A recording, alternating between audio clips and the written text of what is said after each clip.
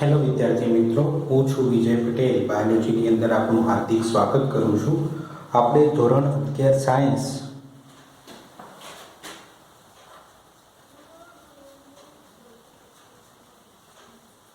Science પ્રકરણ number 13 પ્રકાશ સંશ્લેષણના સંદર્ભમાં એ અભ્યાસ કરી રહ્યા હતા. ગયા વિડીયોની અંદર આપણે કેમિઓસ્મોટિક એ અધિકતર તર્કની રચના આપણે જોઈ કે જે પ્રકાશ આધારિત શક્તિનું નિર્માણ એ કેવી રીતે થાય છે એના સંદર્ભમાં હતી. હવે આપણે આજની થિયરી ભણવાની છે કે કેલ્વિન ચક્ર.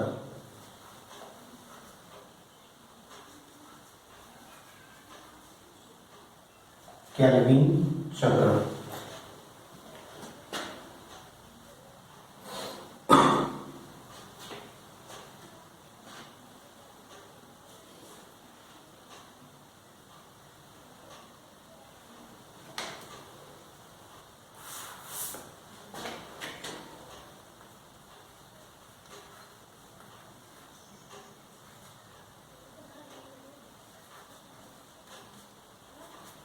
કેલ્વિન ચક્ર આપણે ભણવાનું છે.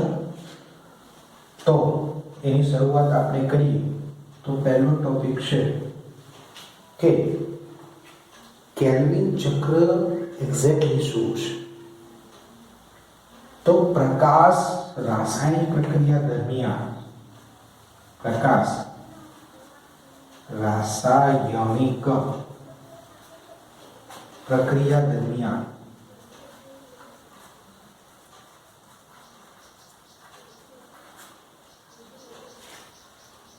उत्पन्न थयेली शक्ति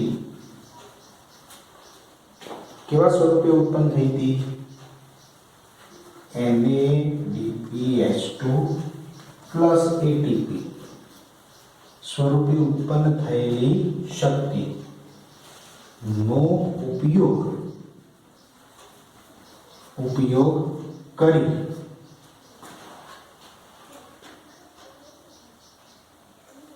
ग्लूकोज ना अणु निर्माण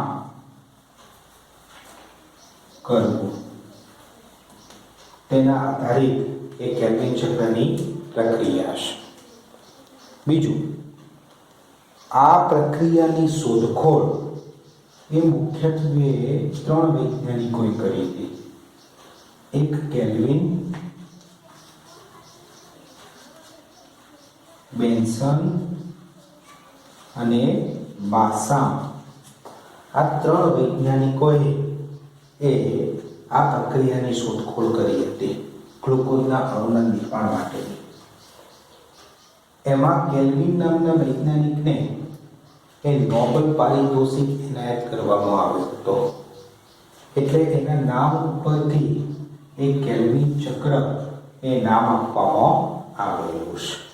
કેલ્વિન ચક્ર નામ આપવામાં આવેલું છે. આ પ્રક્રિયા એ શું કહેવામાં આવે છે? તો આ પ્રક્રિયાની અંદર વાતાવરણમાં રહેલા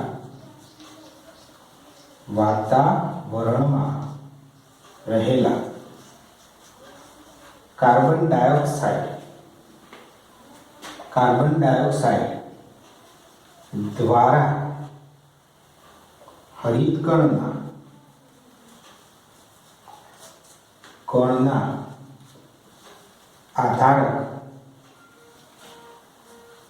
आधारक मीन्स स्ट्रोमा में ग्लूकोज ना अणु निर्माण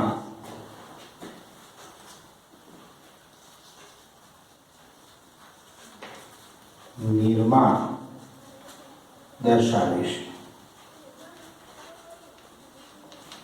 હવે તમે સમજી શકો છો કે જો આ પ્રક્રિયા એ હરિત કણના આધારકવાળો વિસ્તારની સ્ટ્રોમામાં થતી હોય તો હરિત કણના આધારકની સ્ટ્રોમામાં થતી પ્રક્રિયા માટે પ્રકાશ એ અનિવાર્ય નથી.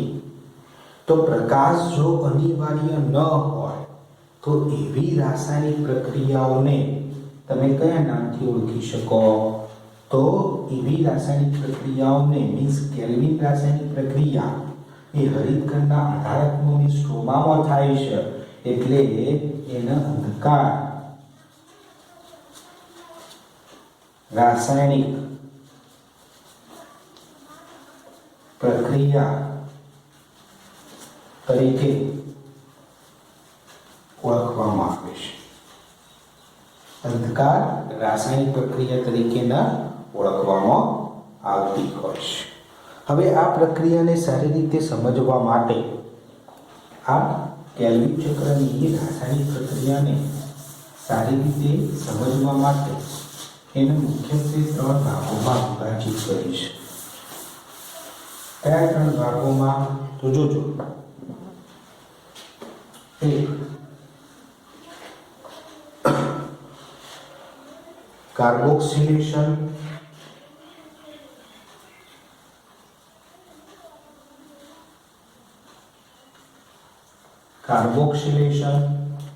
સેકન્ડ રિડક્શન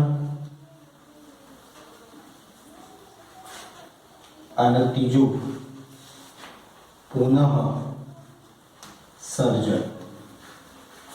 આ 3 ભાગોની અંદર એને વિભાજિત કરી છે આખી કેલ્વિન પ્રક્રિયાઓને. તો આપણે એક ડાયાગ્રામ સ્વરૂપે એ આ કેલ્વિન ચક્રની રાસાયણિક પ્રક્રિયાને એ સમજવાનો પ્રયત્ન કરીએ.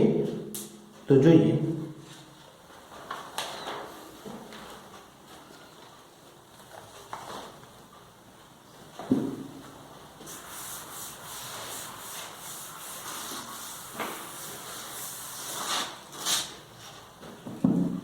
સૌપ્રથમ પ્રક્રિયા આધારકમાં થાય છે, પ્રકાશની આવશ્યકતા નથી, અંધકારમય પ્રક્રિયા છે. સૌપ્રથમ વાતાવરણમાં રહેલો CO2. CO2 ના કેટલા અણુ લખેલા છે? 1 અણુ. તો સૌપ્રથમ વાતાવરણમાં રહેલો CO2 એ આધારકમાં રહેલા મીન્સ સ્ટ્રોમામાં રહેલા, તો અહીંયા લખી શકું સ્ટ્રોમામાં રહેલા 5 કાર્બન યુક્ત પેન્ટોઝ શર્કરા એનું નામ છે RUBP. RUBP એ 5 કાર્બન યુક્ત પેન્ટોઝ શર્કરા છે કે જે સ્ટ્રોમામાં અવેલેબલ હોય છે. RUBP નું ફૂલ ફોર્મ રિબ્યુલોઝ બાયફોસ્ફેટ. શું કહેવાય? Ribulose biphosphate.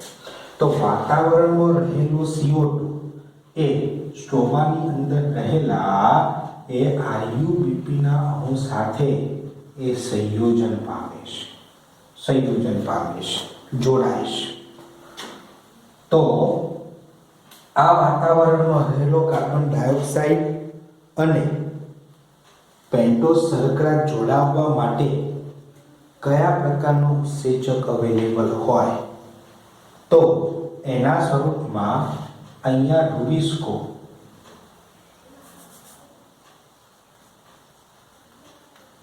રૂબિસ્કો ઉત્સેચક એ વાતાવરણમાં રહેલા કાર્બન ડાયોક્સાઇડ અને રિબ્યુલોઝ બાયફોસ્ફેટ સાથે જોડાણ કરી આપે છે. આ રૂબિસ્કોની અંદર મુખ્યત્વે 2 પ્રકારના ઉત્સેચકો અવેલેબલ હોય છે. કેવા પ્રકારના? તો જોજો. રૂબિસ્કોની અંદર પહેલા નંબરનો RUBP કાર્બોક્સિલેજ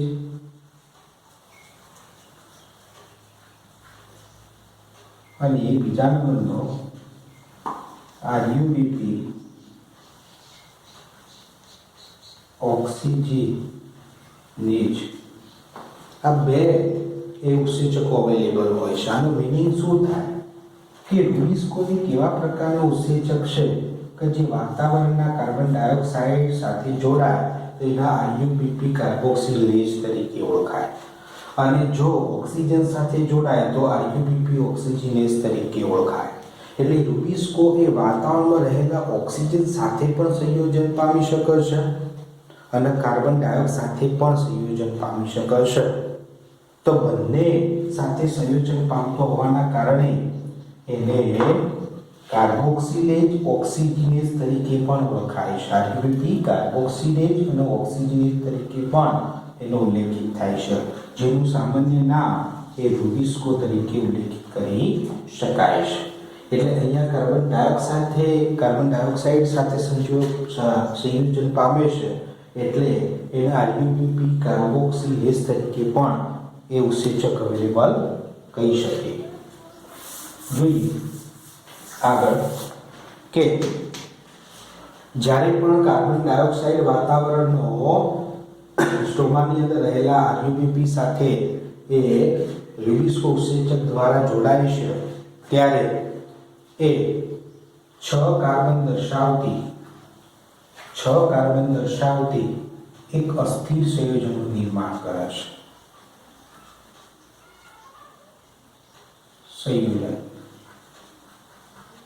અસ્થિર સંયોજનનું નિર્માણ કરે છે. અને આ જે અસ્થિર સંયોજન છે, એ અસ્થિર સંયોજન વિભાજિત પામી મીન્સ 3 કાર્બન વિભાજિત પામી સૌ પ્રથમ નિપજ પીજીએ ઉત્પન્ન કરે છે. 3 કાર્બન દર્શાવતા પીજીએ ના 2 અણુઓ બનાવે છે. પીજીએ નું ફૂલ ફોર્મ શું છે? તો પ્રથમ નિપજ આપણને મળી, પીજીએ ના 2 અણુઓ પ્રાપ્ત થયા. PGA means phosphoglyceric acid. PGA means phosphoglyceric એસિડના 2 અણુઓ પ્રાપ્ત થયા. તો અહીંયા તમે જોજો કે વાતાવરણમાં રહેલો કાર્બન ડાયોક્સાઇડ રૂબિસ્કો આરયુબીપી સાથે જોડાઈ અસ્થિર સંયોજનનું નિર્માણ કરે, પીજીએનું નિર્માણ કરે. આટલા સુધીના તબક્કાને કાર્બોક્સિલેશન તબક્કો કહેવાય. કાર્બોક્સિલેશન તબક્કો તરીકે ઓળખવામાં આવે છે. બરાબર. હવે કયો તબક્કો આવશે? બીજો રિડક્શન તબક્કો આવશે. તો જોઈએ આપણે કે આ પીજીએ નો અણુ હવે રિડક્શન પામે છે, અને પીજીએ નો એક અણુ રિડક્શન પામે ત્યારે શું થાય છે? બીજો પીજીએ નો અણુ રિડક્શન પામે ત્યારે શું થાય છે? તો 2 અણુઓ રિડક્શન જ્યારે પામતા હોય ત્યારે 2 અણુ PgAl ના મળે છે. 2 અણુઓ PgAl ના મીન્સ એક અણુ PgA માંથી એક અણુ PgAl નો, એક PgA માંથી એક PgAl, એટલે અહીંયા 2 PgA છે, ફોસ્ફોગ્લિસરિક એસિડ છે, તો અહીંયા 2 PgAl ના અણુ મળશે. PgAl means phosphoglyceraldehyde. જ્યારે PgA માંથી PgAl નો અણુ બનતો હોય એ સમય દરમિયાન જોજો, જ્યારે PgA ફોસ્ફોગ્લિસરિક એસિડ માંથી ફોસ્ફોગ્લિસરાલ્ડિહાઇડ બનતો હોય એ સમય દરમિયાન 2 અણુ ATP નું વિઘટન થઈ ડિફોસ્ફોરીકરણ થઈ અને 2 અણુ ADP ના બને છે. શક્તિ વપરાય છે. આ શક્તિ ક્યાંથી આવી? તો પ્રકાશ રાસાયણિક પ્રક્રિયા દરમિયાન જે પણ શક્તિ ATP સ્વરૂપે કે NADPH2 સ્વરૂપે ઉત્પન્ન થઈ હતી એ શક્તિ અહીંયા વપરાતી હોય છે. બીજું કે PgA માંથી PgL નો અણુ બને છે, એ પ્રક્રિયા દરમિયાન બીજી શક્તિ 2NADPH2 નું પણ ડિફોસ્ફોરીકરણ થઈ એ શું થાય છે? ડિહાઇડ્રોજનેશન થઈ અને 2 અણુ NADP ના બને છે. તો NADPH2 સ્વરૂપે, ATP સ્વરૂપે, બંને સ્વરૂપે શક્તિ વપરાતી જોવા મળે છે. બરોબર. તો અહીંયા PgA થી લઈ અને PgL ના નિર્માણ સુધીની એ ઘટનાને રિડક્શન એ તબક્કો તરીકે ઓળખવામાં આવે. શું કહેવાય? રિડક્શન તબક્કો તરીકે ઓળખવામાં આવે છે. હવે આપણે એ જોવાનું છે કે અહીંયા એક કાર્બન ડાયોક્સાઇડ અણુ લીધેલો છે, પણ ગ્લુકોઝના એક અણુના નિર્માણ માટે 6 અણુ CO2 ના વપરાતા હોય છે. ફરી એકવાર કે ગ્લુકોઝના એક અણુના નિર્માણ માટે એ 6 કાર્બન ડાયોક્સાઇડના અણુઓ એ વપરાતા હોય છે. તો એક કાર્બન ડાયોક્સાઇડના અણુ માટે એક RuBP નો અણુ હોય તો અહીંયા જો હું 6 મૂકી દઉં તો 6 કાર્બન ડાયોક્સાઇડના અણુઓ, તો અહીંયા 6 RuBP સાથે સંયોજન પામે અને અહીંયા એ PCN નો અણુ બને. તો એક સાંભળજો, એક કાર્બન ડાયોક્સાઇડ હતો ત્યારે 2 PCN ના અણુઓ પ્રાપ્ત થયા, બરોબર? તો અહીંયા 6 કાર્બન છે, CO2 છે, તો કેટલા પ્રાપ્ત થશે PCN ના અણુઓ? ફોસ્ફોગ્લિસરિક એસિડ 6 દુ 12, બરોબર? એક PCA માંથી એક PCl બને તો 2 PCA માંથી કેટલા બને? 2. તો એવા 12 PCA હોય તો કેટલા બને? 12 PCl ના અણુઓ બને. તો અહીંયા એ કેટલા બનશે? 6 અણુ CO2 ના મૂક્યા તો 6 દુ 12, તો 12 PCl ના અણુ બનશે. હવે એક કાર્બન ડાયોક્સાઇડ નો અણુ હતો એ સમય દરમિયાન 2 ATP એ વપરાતા હતા, 2 NADPH2 વપરાતા હતા. તો હવે 6 કાર્બન ડાયોક્સાઇડ હશે તો અહીંયા કેટલા વપરાશે? 6 દુ 12, તો આ 12 ATP વપરાશે. અહીંયા 12 NADP વપરાશે, 12 NADP વપરાશે. ખ્યાલ આવ્યો? તો અહીંયા જોજો, અહીંયા PCA ના કેટલા પણ બને? 6 દુ 12 PCA ના અણુ પ્રાપ્ત થાય. ક્લિયર? હવે આ 12 PCA એટલે મીન્સ 12 ફોસ્ફોગ્લિસરાલ્ડિહાઇડ ના અણુ બન્યા. એમાંથી 12 માંથી 10, સમજો, 12 માંથી 10 PCAL ના અણુઓ, 12 માંથી 10 PCAL ના અણુઓ એ શું થાય છે? RuBP ના ત્રીજો તબક્કો કયો હતો? પુનઃસર્જન. કોનું પુનઃસર્જન? RuBP નું. કેમ કે RuBP જો આધારકમાં સ્ટ્રોમામાં ખૂટી જાય તો CO2 નું સ્થાપન થઈ શકે નહીં. તો RuBP નું પુનઃનિર્માણ થવું જરૂરી બનશે. તો પુનઃસર્જન તબક્કો કોનો? RuBP નો. RuBP પુનઃસર્જન.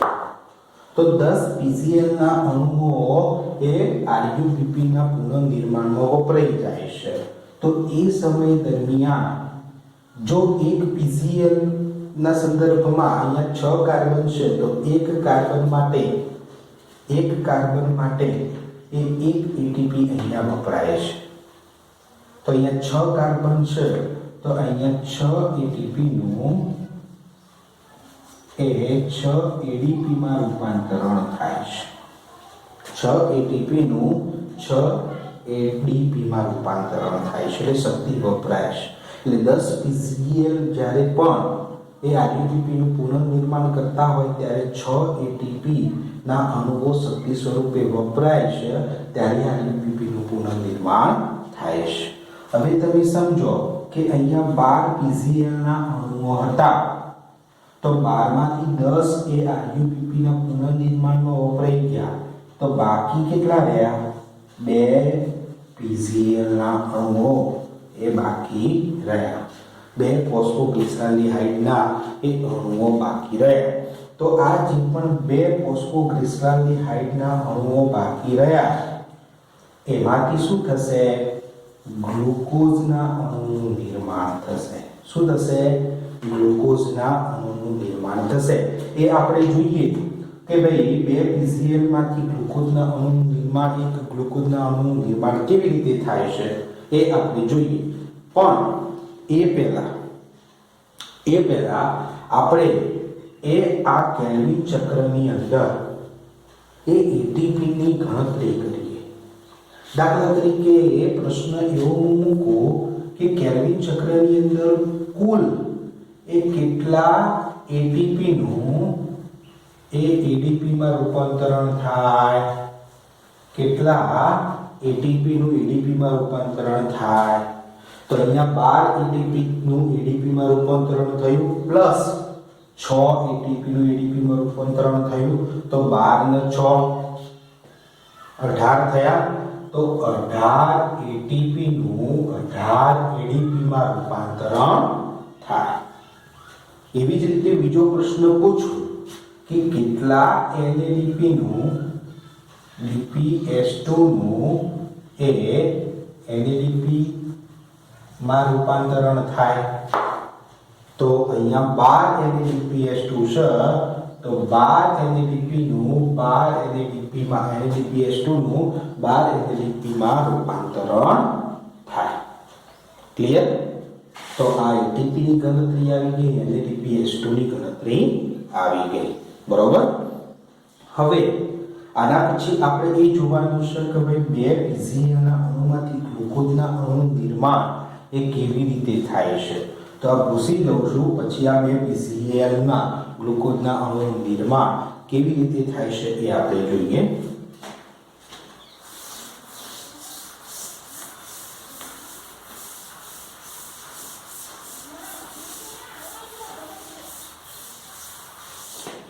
ચલો અહીંયા આપણે બે PgAl બાકી રહ્યા, બે ફોસ્ફોગ્લિસરાલ્ડિહાઇડના અણુઓ બાકી રહ્યા હતા. 10 વપરાઈ ગયા હતા REBP ના પુનર્નિર્માણમાં. બે બાકી રહ્યા. તો બે PCl ના અણુમાંથી એક PCl નો અણુ એના સમસ્થાનિક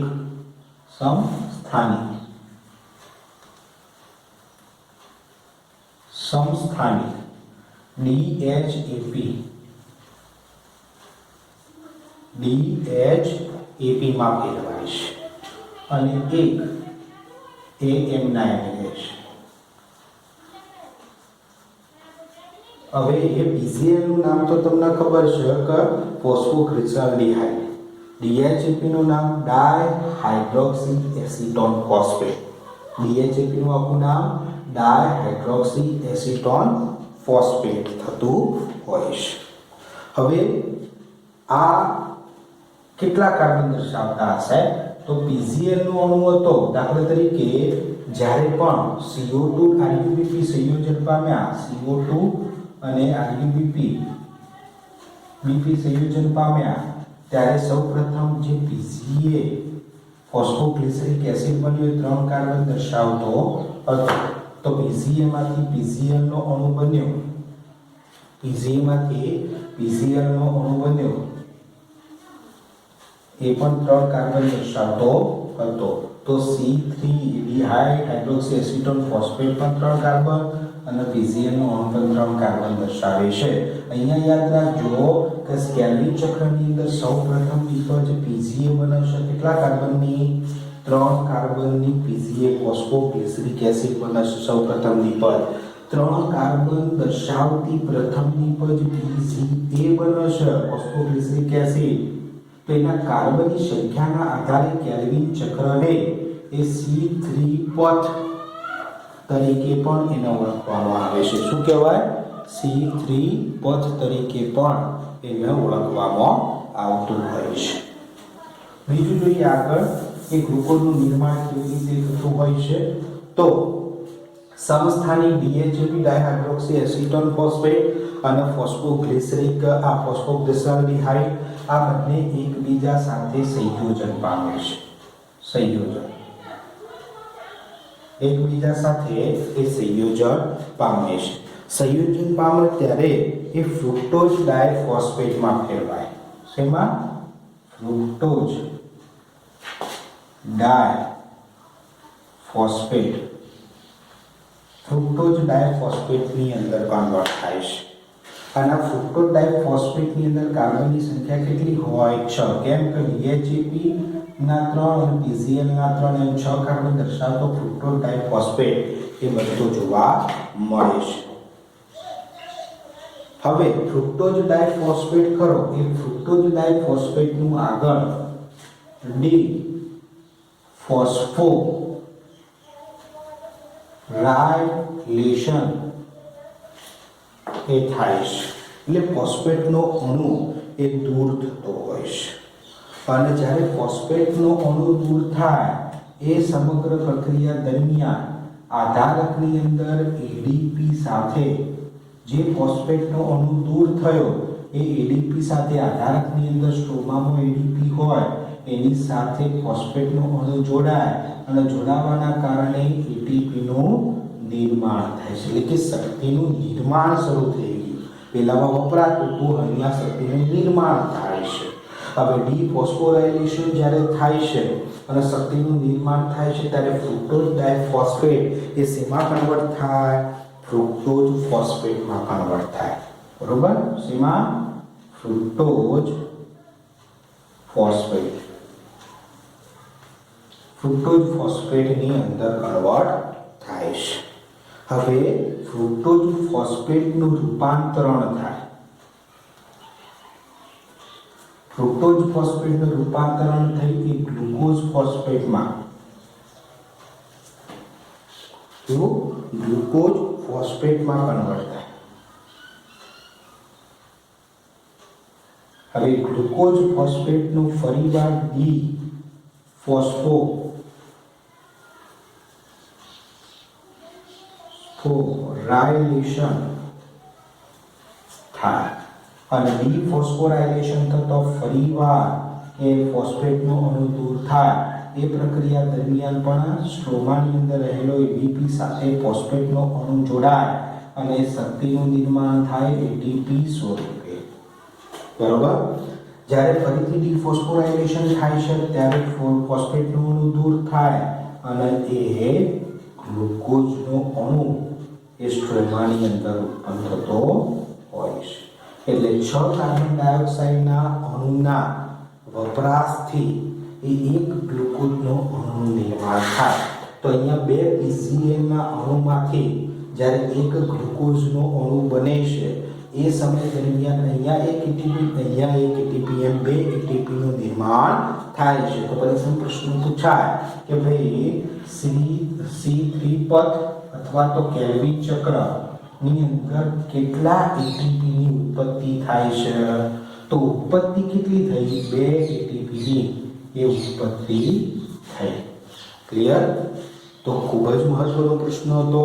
આ રીતે એ સરળ શબ્દોની અંદર બુકની અંદર પ્રેઝન્ટ કરેલું નથી, તો ખાસ એના એ તૈયાર કરવું બધી એક્ઝામની અંદર પણ એ ખૂબ જ સારી રીતે એ અનુકૂળ રહેશે. ઓકે.